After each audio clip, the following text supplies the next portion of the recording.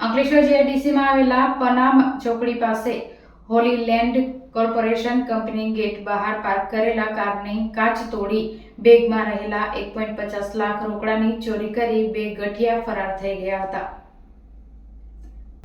અંકલેશ્વર જીઆઈડીસીમાં આવેલા જીઆઈએલ કોલોની પાછળ આવેલા આકાશગંગા સોસાયટીમાં રહેતા નરેશ પટેલ યોગીરાજ એન્ટરપ્રાઇઝ નામની કેમિકલ ટ્રેડિંગનો વેપાર કરે છે. જેઓ ગતરોજ પોતાના મામાને ત્યાંથી પોતાની બેગમાં રોકડા 1,50,000 રૂપિયા લઈ પોતાની 4વ્હીલર ગાડી લઈ ઓફિસમાં ગયા હતા. જ્યાંથી પોતાનું કામ પૂર્ણ કર્યા બાદ અંકલેશ્વર જીઆઈડીસીમાં આવેલ પનામા ચોકડી પાસે હોલી લેન્ડ કોર્પોરેશન કંપનીમાં તેઓના કાકા પાસે ગયા હતા. આ ગાડી કંપનીના ગેટ નજીક પાર્ક કરી હતી.